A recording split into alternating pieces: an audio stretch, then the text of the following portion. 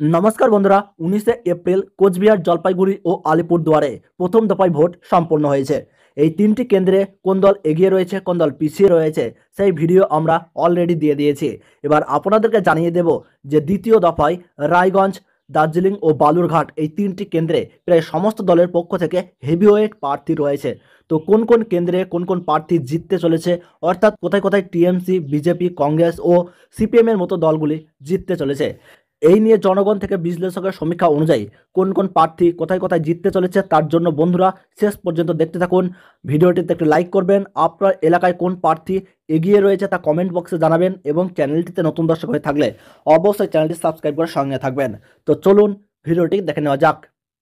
লোকসভা নির্বাচনের দ্বিতীয় দফার ভোটের ফলাফল। এই দফায় বাংলায় 3টি আসনের লড়াই রয়েছে, যেখানে দার্জিলিং, রায়গঞ্জ ও বালুরঘাটের মতো এলাকাগুলিতে লড়াই হতে চলেছে। তো বন্ধুরা, প্রথমেই আপনাদেরকে জানিয়ে দেব যে দার্জিলিংয়ে তৃণমূল প্রার্থী রয়েছে গোপাল লামা, বিজেপি প্রার্থী রয়েছে রাজু বিস্তা। এই রাজু বিস্তা 2019 সালেও কিন্তু এই দার্জিলিংয়ের বিজেপির পক্ষ থেকে জিতেছে, এবং কংগ্রেসের প্রার্থী যেখানে রয়েছে ডক্টর মুনিশ তামাং। তো বন্ধুরা, জনগণ থেকে বিশ্লেষকের সমীক্ষা অনুযায়ী এখানে কিন্তু বিজেপি প্রার্থী রাজু বিস্তাই কিন্তু জিততে চলেছে। এবং রায়গঞ্জে তৃণমূল প্রার্থী কৃষ্ণ কল্যাণী, বিজেপি প্রার্থী কার্তিক চন্দ্র পাল এবং কংগ্রেসের আলী ইমরান রামোজ কিন্তু রয়েছে। তো বন্ধুরা, বিশ্লেষকের সমীক্ষা অনুযায়ী কিন্তু রায়গঞ্জে হাড্ডাহাড্ডি লড়াই রয়েছে, যেখানে তৃণমূল, বিজেপি এবং কংগ্রেস এই ত্রিদলীয় কিন্তু লড়াই হওয়ার সম্ভাবনা রয়েছে। এখানে বিশ্লেষকের তথ্য অনুযায়ী 1 থেকে 2% ভোট সুইং হলেই কিন্তু ফলাফল পাল্টে যেতে পারে। রায়গঞ্জে এগিয়ে রাখা হয়েছে বিজেপি প্রার্থী কার্তিক চন্দ্র পালকে।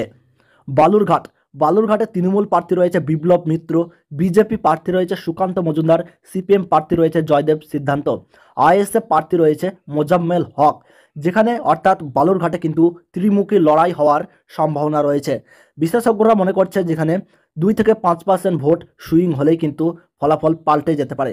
জনগণ থেকে বিশ্লেষকের সমীক্ষা অনুযায়ী বালুরঘাটে কিন্তু জিততে চলেছে বিজেপি প্রার্থী সুকান্ত মজুমদার। 2019 সালে লোকসভা নির্বাচনের দেশ জুড়ে গেরুয়া ঝড়ের মাঝে বালুরঘাট লোকসভা কেন্দ্রটি তৃণমূলের হাতছাড়া হয়ে যায়, যেখানে 2.8% ভোটের মার্জিনে সুকান্ত মজুমদার পরাজিত করেন অর্পিতা ঘোষকে। এবারও কিন্তু বালুরঘাটে বিজেপি প্রার্থী সুকান্ত মজুমদার কিন্তু জেতার সম্ভাবনা রয়েছে, যেটা জনগণ থেকে বিশ্লেষকরা মনে করছেন।